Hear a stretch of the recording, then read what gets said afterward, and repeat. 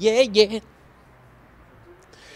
Bonsoir et bienvenue dans le JTDPO numéro 45. Et oui, déjà, ça file, hein, et c'est le premier magazine vidéo des Pyrénées-Orientales. Aujourd'hui, je suis chez Guillaume Faure, barbier à Saint-Estève, dans un des plus beaux salons du monde. Oui, vous avez bien entendu, du monde. Et c'est à Saint-Estève. Suivez-moi.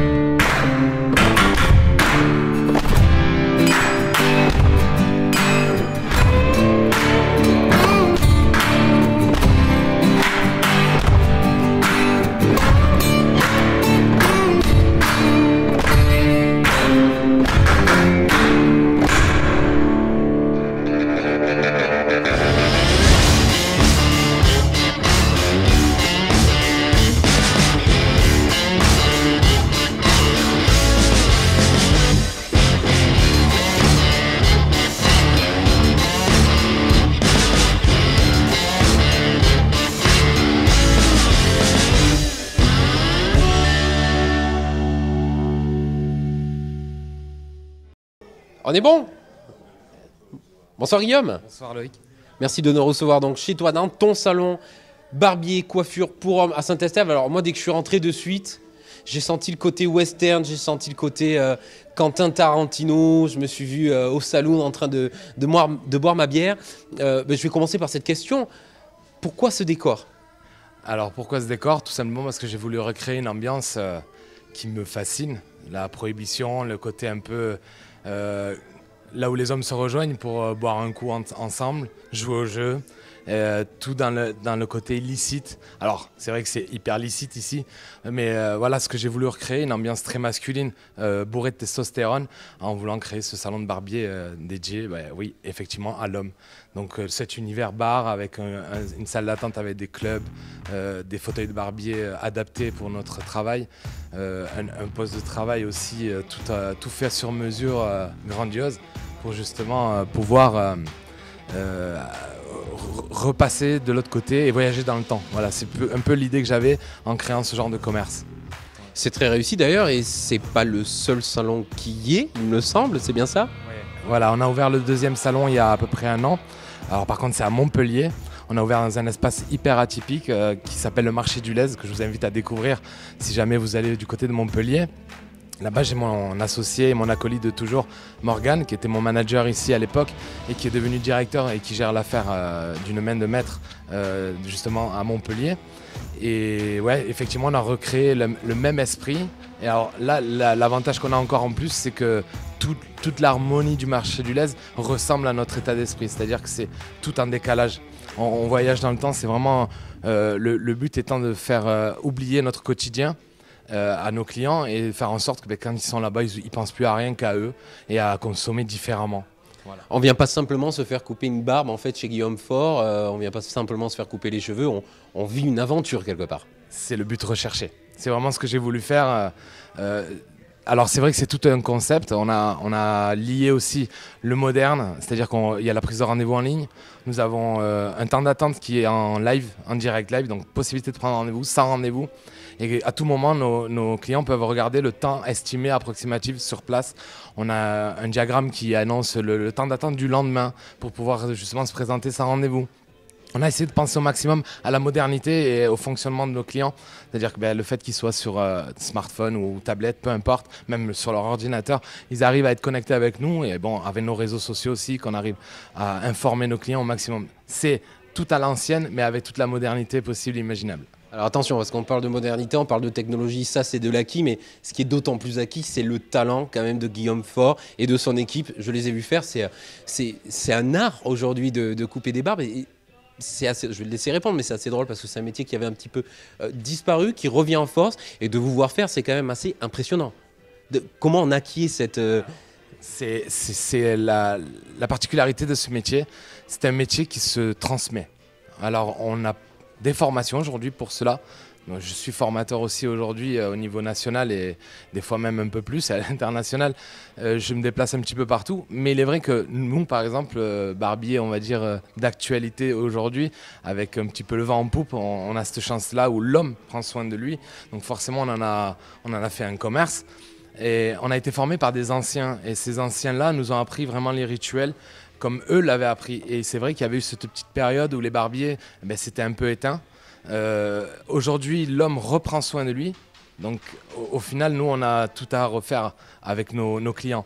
Et d'autant plus de pousser la chose plus dans l'esthétique de l'homme. Voilà, c'est ça que...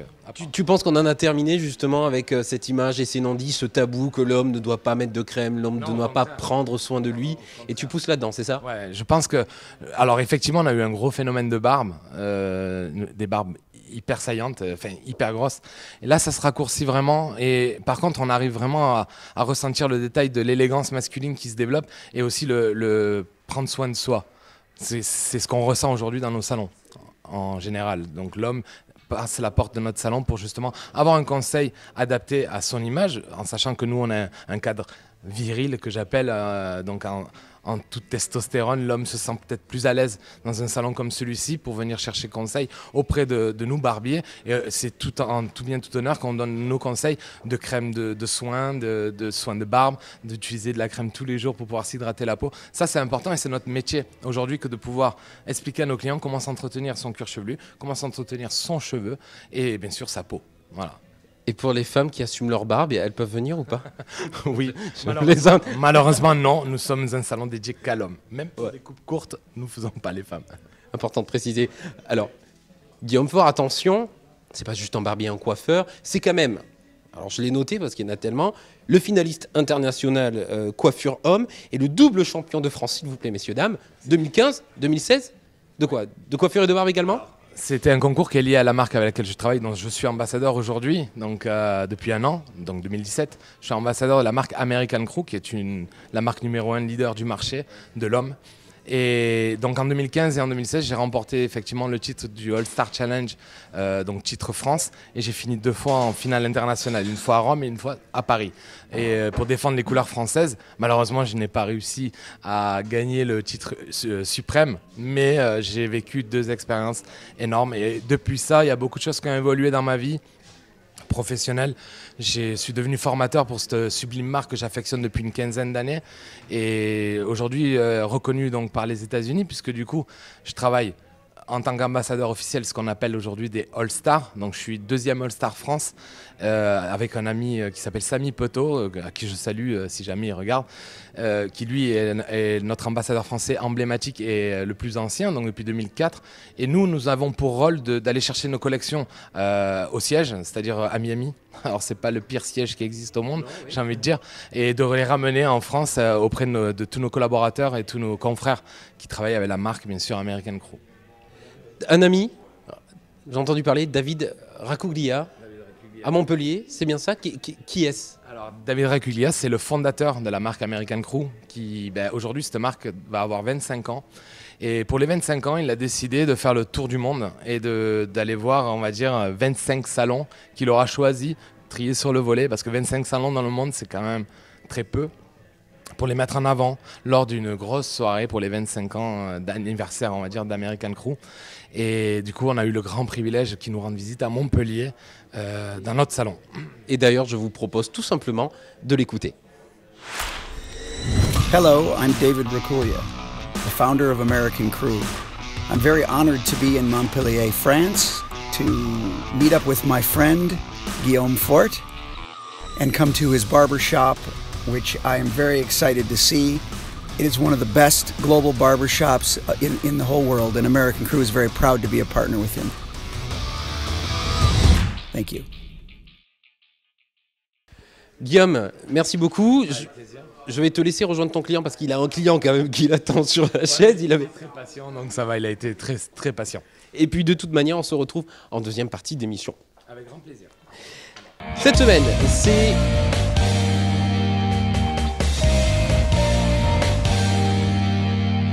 Normalement, le jingle est après.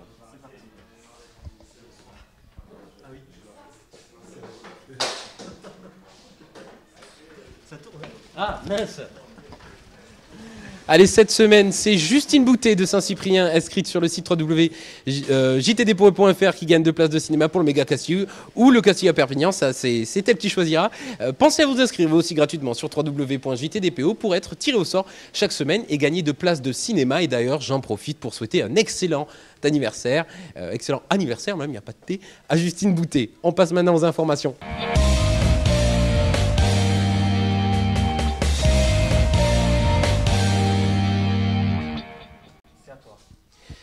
Saint-Charles-Export était présent au salon Fruits Attractions de Madrid. La surface réservée par le groupement est passée en 10 ans de 50 à 412 mètres carrés. 97 sociétés étaient représentées cette année. D'après les dernières statistiques, l'Espagne continue à progresser sur la plateforme de Perpignan-Saint-Charles avec une répartition toujours équilibrée entre fruits et légumes. À noter que l'agence de développement économique de Perpignan a permis aux entreprises de réduire les coûts de déplacement grâce à leur service de mutualisation train plus hôtel. Il faut noter aussi que la région Occitanie, Perpignan-Méditerranée et la communauté urbaine Perpignan-Méditerranée Métropole ont participé au financement du pavillon Saint-Charles-Export et les différentes animations. Incroyable, bluffant, merveilleux, tout ce que vous voudrez, le nouveau village de Noël du Barcarès n'a pas fini de surprendre, et cela jusqu'à la mi-janvier. Sur plus de 4 hectares désormais installés dans les jardins du Lydia, le village de Noël est la réplique d'un véritable petit hameau de montagne. L'ouverture est prévue le 30 novembre à 18 h jusqu'au 13 janvier 2019, tous les jours de 11 h à 2 h du matin, et le parking est gratuit. L'événement du week-end, c'était la conférence de Michael Aguilar, proposée par Laetitia Etcheveler-Pau du cabinet de gestion de patrimoine, LE Gestion Privée. Des conférences le samedi 17 au matin pour ses clients et l'après-midi, l'intervention de Michael Aguilar, conférencier de renom, écrivain, maître de conférence à HEC Paris et à l'université Panthéon-Sorbonne sur le thème prometteur du pouvoir de persuasion. Nous étions présents sur place et nous avons rencontré les intervenants et aussi, bien évidemment, le public. Je suis venu pour donner une conférence sur la persuasion, sujet qui est absolument indispensable puisque tout le monde, absolument tout le monde, doit à un moment ou un autre persuader son banquier, ses clients, ses fournisseurs, son associé, ses enfants. Donc c'est un sujet, la persuasion, la vente, la communication persuasive, c'est un sujet qui est totalement universel. Et quand on connaît les techniques, quand on connaît les règles qui président à l'art de persuader, la vie est quand même beaucoup plus facile, beaucoup plus douce pour celui qui sait vendre et convaincre. Donc on va voir ça. Je vais transmettre aujourd'hui 7 clés universelles en expliquant au public que s'ils les mettent en œuvre, 1, 2, 3 clés, eh bien leur vie sera transformée. Et en tout cas, ils auront beaucoup plus d'aisance pour convaincre à n'importe quel moment de la vie. Ah ben super conférence, on en a appris beaucoup, il y a beaucoup de choses que je savais pas, puis c'est très bien, il y a beaucoup d'exemples, donc ça nous permet de voir les choses un petit peu qui sont pratiquées dans la vie réelle. Ce qui était plutôt pas mal, c'est qu'on pouvait s'identifier à toutes les situations qu'ils pouvaient nous proposer, et non, c'était super parce que c'est des choses qu'on peut vivre au quotidien et qu'on peut vraiment tout le temps appliquer. Ce qui est intéressant, c'est de découvrir que notre cerveau est largement influencé, enfin en tout cas, la démarche commerciale est souvent influencée par le cerveau reptilien. Donc le fait de travailler sur des émotions plus que sur la raison. J'ai appris beaucoup de choses sur le comportement, sur la façon de mener les entretiens, sur les conclusions, sur beaucoup de choses très très intéressantes et captivantes et à appliquer surtout. Mathieu Pagès, cabinet Saido avocat fiscaliste. Nous vous avons présenté aujourd'hui les modalités d'application du prélèvement à la source côté contribuable. Christelle Santanac, expert comptable au cabinet KPMG, dont je suis venue ce matin animer la deuxième partie de l'intervention après les avocats. Et moi, mon intervention était plutôt focalisée sur le prélèvement à la source façon employeur. Voilà. Et j'ai essayé surtout de dédramatiser l'information et d'emmener un peu de réconfort aux dirigeants qui en auront besoin dans les mois à venir. Je suis Nathalie Bassou-Biron, expert comptable au cabinet J2B Expert Conseil. Donc nous sommes un cabinet de 10 salariés et ce matin en fait j'ai préparé l'intervention concernant le prélèvement à la source côté salarié et de manière plus particulière les modalités pratiques de présentation de bulletins de salaire et les conséquences au niveau de l'employeur, au niveau de la responsabilité.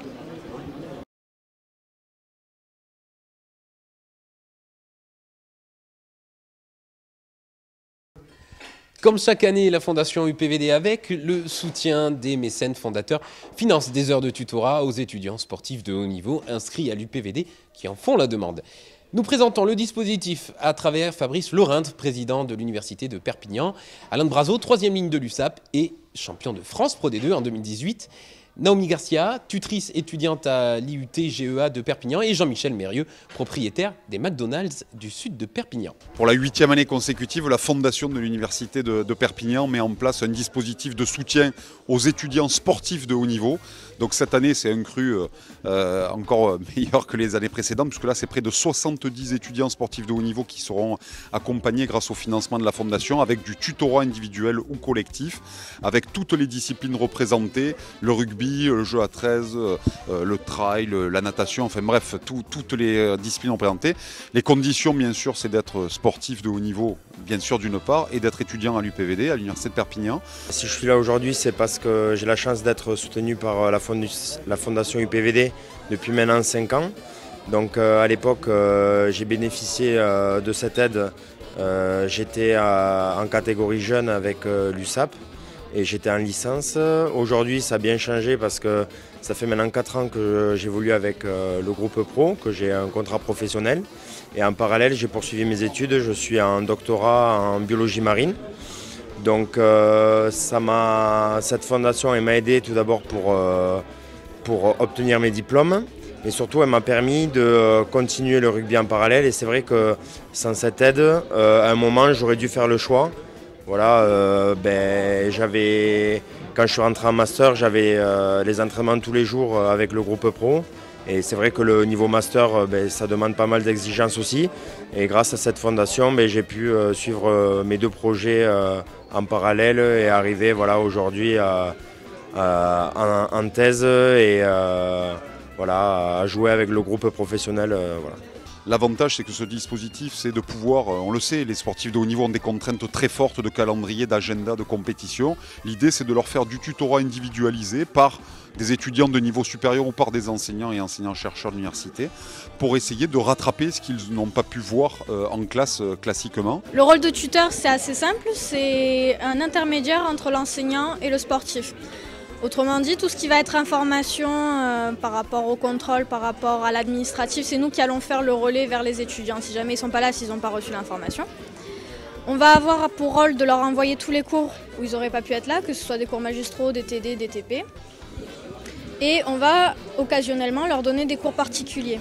L'an dernier, pour vous donner un ordre d'idée, 90% des étudiants qui ont été accompagnés par ce dispositif ont réussi leur année. Voilà, donc c'est plus de 2 fois plus que l'étudiant lambda. Donc c'est que ce dispositif marche et que les étudiants sportifs de haut niveau peuvent réussir grâce à ce dispositif. Pourquoi je m'investis à l'UPVD en termes de mécénat? C'est tout simplement parce que je suis sur un territoire que j'adore, Perpignan, sa région, et je veux que on le rende encore plus beau en investissant, en particulier sur les jeunes, en particulier sur les sportifs de haut niveau, parce qu'ils véhiculent des valeurs fédératrices et bonnes pour la société. Je crois que toutes les entreprises comme les miennes qui ne fonctionnent pas trop mal devraient investir, devraient donner de l'argent au mécénat. On n'est pas suffisamment nombreux, tout simplement parce que, je vais rentrer dans le détail fiscal, mais il y a une défiscalisation d'une partie de la somme qui est versée. Donc, si beaucoup d'entreprises m'écoutent, si beaucoup d'entrepreneurs de mes collègues m'écoutent, faites comme moi, investissez, ça ne revient pas très cher et ça fera que le territoire de demain sera encore plus beau que le territoire d'aujourd'hui. Voilà, on espère avoir de nombreux mécènes supplémentaires pour déployer encore plus ce dispositif. Merci. And welcome back in Texas, ou plutôt chez Guillaume Faure. Et nous a rejoint sur le plateau une petite nouvelle qui n'est autre que la femme de Guillaume Faure. Marlène, bonsoir. Bonsoir à tous. Vous êtes là pour nous parler de quelque chose qui est assez important, qui vous tient à cœur, qui est l'association Wonder Augustine. Tout à fait. Qu'est-ce donc ? Alors, c'est une association qui a été créée en fait pour venir en aide à la base à une petite fille de 4 ans qui a été diagnostiquée le 3 août dernier d'un cancer, en fait, d'une tumeur au tronc cérébral. Et donc, à la base, l'association était pour lui venir en aide et avoir des fonds pour aider sa famille. Et malheureusement, la petite fille n'a pas survécu. Elle est décédée donc le 8 octobre dernier puisque en fait les traitements qui lui ont été administrés n'étaient pas adaptés aux enfants. Donc voilà, mais l'association continue et là, du coup, elle va se battre en fait pour avoir un fonds dédié au cancer pédiatrique. Voilà. Et donc le 2 décembre prochain, nous organisons une journée de la barbe. Donc on a mobilisé plusieurs barbiers de la marque American Crew qui vont venir raser et tailler des barbes à tous les messieurs qui voudront bien venir. Et tous les fonds seront récoltés et reversés en intégralité à l'association. Voilà. C'est où et à quelle heure ? Alors, ce sera toute la journée du 2 décembre, de 10h à 18h environ.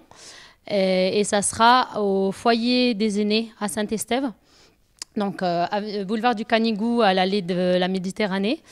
Et voilà, on accueillera tous ces messieurs. On n'exclura pas non plus les enfants et les mamans qui voudront bien accompagner leur mari, leur conjoint, leurs frères et tous ces messieurs. Et il y aura une petite surprise pour les enfants et pour les mamans également. Donc voilà, venez nombreux. Donc alors attendez, si les gens ne sont pas nombreux, c'est pas possible. Messieurs, non mais l'heure est grave. Messieurs, vous voulez vous faire plaisir, que ce soit physiquement, avec une ribambelle de meilleurs barbiers de France, mais aussi moralement. Parce que l'argent que vous allez donner et que vous ne dépenserez pas ailleurs, ira pour un fonds caritatif et une association qui franchement en vaut la peine. Donc le 2 décembre de 10h à 18h, à Saint-Estève, on vient se faire tailler sa petite barbe, ses petits cheveux, et surtout, on récolte beaucoup d'argent pour cette superbe association. C'est bien ça ? C'est ça. Venez nombreux, on vous attend. Et on relayera de toute manière l'information, bien sûr. On va terminer avec toi, Guillaume. On va parler de Gamble. Alors, pour ceux qui parlent le mieux anglais, Gamble, c'est Paris. Mais Gamble, pour Guillaume, c'est aussi autre chose. Je te laisse nous expliquer un petit peu l'histoire de Gamble. Gamble, c'est le nom de la collection que j'ai voulu donner. C'est une collection, en fait, j'ai travaillé sur mon univers, donc le côté interdit, prohibition. On a mis un thème à cette collection, on a mis les jeux de Paris.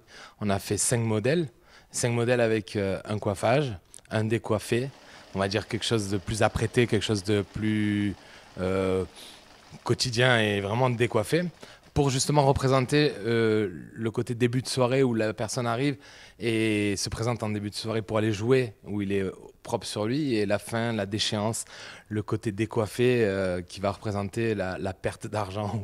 Alors ça m'inspire beaucoup, c'est quelque chose, tout ce côté bar, alcool, la prohibition, donc comme je disais, le côté Capone, tout ça c'est vraiment quelque chose qui me fascine et qui m'inspire. Que tu connais bien ? Ouais, l'alcool, je connais bien. Mais non, j'aime beaucoup cet univers-là. Je trouve que c'est l'élégance à l'état pur. C'est-à-dire, même si le gangster était le plus gros voyou qui existait, il avait quand même une élégance sur lui-même où il était tiré à 4 épingles. Et même s'il se faisait la guerre entre eux, il restait toujours très élégant. Et ça, c'est ce qui donne un peu l'âme à mon salon, à nos salons, du coup. La guerre, oui, mais toujours classe. Non, c'est vrai, c'est important. C'est important. Et c'est vrai que quand on rentre dans ton salon, on se rend compte que toutes les personnes qui font partie de l'équipe sont super classe. Le salon est classe, et c'est vrai que ça donne envie, nous aussi, de reporter, pourquoi pas, un petit haut de forme ou des beaux costards, un peu comme à l'époque au final. Ouais, c'est ça. En fait, c'est cette importance qu'on a, justement. Merci. Ah, la surprise en plein milieu. C'est l'anniversaire de Guillaume aujourd'hui ? C'est ça. Bon, alors c'est l'anniversaire de Justine Boutet. Et c'est l'anniversaire de Guillaume Faure. Très joyeux anniversaire pour tes 25 ans, c'est ça ? Merci beaucoup, en tout cas, c'est gentil. À quelques années près, on va dire. Mais merci, je suis très touché. Je ne m'attendais pas. Là, ce qui est génial, c'est que tu es au courant que tu vas passer le reste de l'interview avec un gâteau dans les mains. Et donc, je vais le faire durer, cette interview, parce que on va repartir des genèses, la genèse du salon. On te laisse souffler tes bougies. Allez, je les souffle devant vous, comme ça, on les souffle tous ensemble. 1, 2, 3. Impeccable. Félicitations. Merci encore de votre présence. Et écoutez, j'espère que j'aurai réussi à faire passer le message, non seulement pour Wonder Augustine qui nous tient vachement à cœur, et aussi pour le salon qu'on a créé avec toute notre âme au maximum pour faire plaisir à nos clients et faire en sorte que justement développer notre affaire. Et voilà. Dernière question, du coup, ton vœu, c'était quoi, un prochain salon sur les Champs-Élysées? Non, pas forcément. D'abord, arriver à vivre comme ça, c'est déjà très bien. Et après, on verra, mais par la suite, l'avenir. Merci beaucoup Guillaume, bon anniversaire encore. Merci beaucoup Marlène. On le rappelle, le 2 décembre de 10h à 18h à Saint-Estève. Au foyer des aînés. Au foyer des aînés. Vous donnerez votre argent pour vous faire coiffer par les meilleurs de ce monde et puis surtout pour une très belle cause. Je vous rappelle que vous pouvez gagner chaque semaine des places de cinéma en vous inscrivant très simplement et gratuitement sur www.jtdpo.fr. Je vous remercie de nous avoir suivis ce soir. Encore une fois, je vous donne rendez-vous la semaine prochaine en direct sur les réseaux sociaux. D'ici là, très belle semaine en terre catalane. Et attention aux gilets jaunes, ils sont partout.